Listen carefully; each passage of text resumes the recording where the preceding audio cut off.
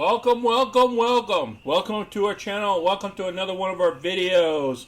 I hope everybody's having a great weekend, and I hope everybody had a great 4th of July weekend last weekend. Today we're going to discuss Palantir Technologies. We haven't covered the stock in a little while. I think it's almost been about a month, and we're going to cover some serious news and some contracts that are coming up and where we think the price is going, and why we fell over the past couple of weeks down to these levels. We'll discuss that. If you're new to our channel, go ahead and click any of the money icons below to review our past videos. Please smash the like button and subscribe. So let's get started. We sold to open 5 puts that expire on July 16th. If the share price drops below $23 a share on the 16th of July, I'll be put the stock, which is not a problem. That's the entry point. I want to get in at $23, but I want to get paid to get into the position. Now, it didn't work out this last week,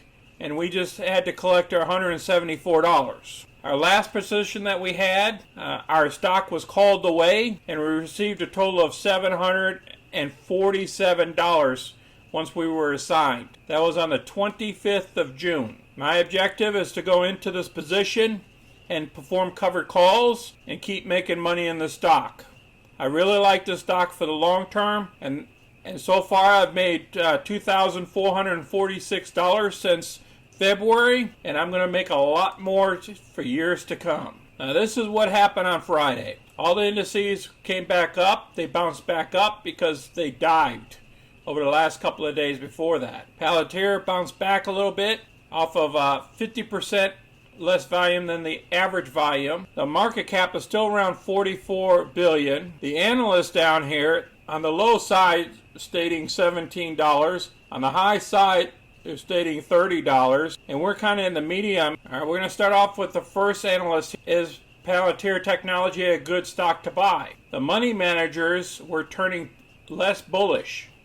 The number of long hedge funds bets increased by 6 lately. Palantir Technologies was in 32 hedge funds portfolios at the end of March. The all-time high for the statistic is 38. Our calculations also showed that Palantir isn't among the 30 most popular stocks among hedge funds. Now, our research has shown that a select group of hedge fund holdings outperformed the S&P 500 ETFs by 115% since March 2017. So what do hedge funds think about the stock right now? Seeing as Palantir Technologies has faced bearish sentiments from the hedge funds we track, it's easy to see that there were a few hedgies that elected to cut their positions entirely last quarter. Steve Cohen, 72 investment holdings dumped the biggest portion of the upper crust of funds watched by the insider monkey, valued at close to $687.7 million in stock. George Sorrell's fund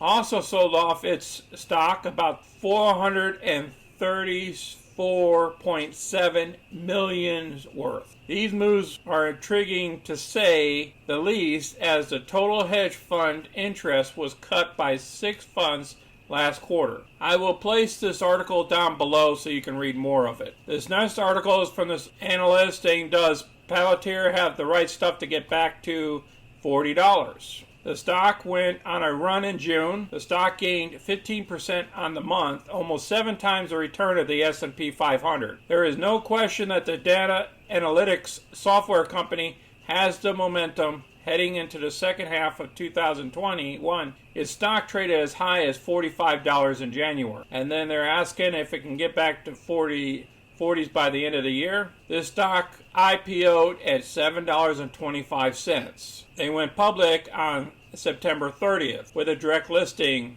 reference price of $7.25. It gained 31% on the first day of trading and is up more than 150% since then. And then he goes on to say, I finished my May article by suggesting readers wait for the teens, preferably $15 before buying. It got as low as $17 on May 11th, but never made it to $15. And then he goes further to state if ARC Innovations continues to hold Palantir, there isn't any problems. And then his bottom line here, I personally wouldn't buy PLTR stock because of CARP's compensation. It's truly obscene.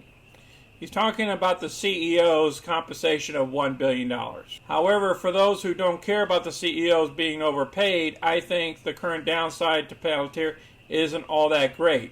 It's on a roll. Things in motion tend to stay in motion until an event gets in its way. Let's move on to the fun stuff. Now, this was a new contract that came out where Palantir Data Robot partners to bring speed and agility to demand forecasting models. Data Robot. And they talked about their collaboration and the intelligence that they need, the information from Palantir Technologies.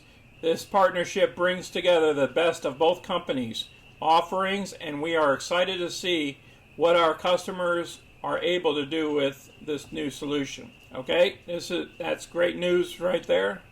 I will also place this article down below. You can read it further. Now, Wall Street bets. Now, 10 stocks Reddit's Wall Street bets is buying in July 2021. And guess what? If you go down here, you'll see a couple of companies that you guys might know. But right here, number 7 is PLTR Palantir Technologies. And then they talk about a little bit and announce it would be partnering with artificial intelligence firm Data Robot to create a custom product by combining the flagship technologies of both companies.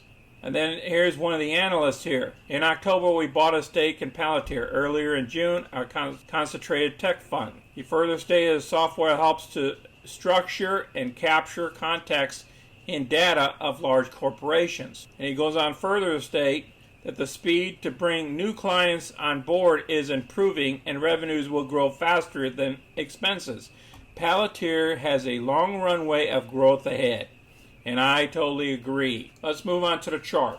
Well, back here at June 17th to 21st was the last time I spoke to you guys about Palantir. Now, what happened was it drove all the way up here to 27 range. That was a point of resistance. Just like back here in March 15th, same thing happened. It ran it up here to the almost 27.50 line, and it failed, and the stock fell back down. And it fell all the way down here to $22. Now, can that happen again?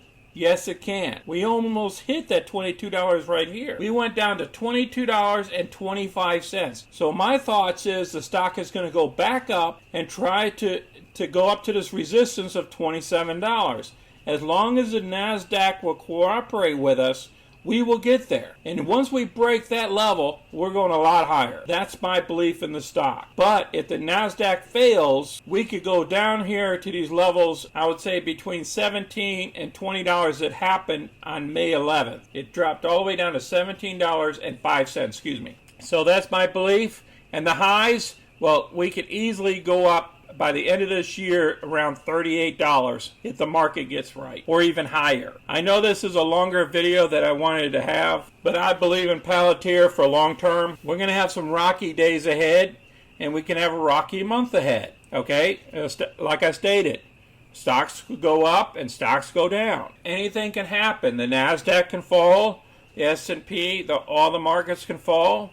I don't see it unless we start raising rates. All this words about inflation and stuff like that, I don't buy this stuff. It's just another way of pressuring our stock back down. So I want you to guys, if you guys have any questions or comments, please place them down below. Click the like button so the algorithms can get these videos out to other people. And subscribe so you can get our future content. I appreciate everybody watching our videos and enjoying our content. Until next time. This is Sonny. I'm out.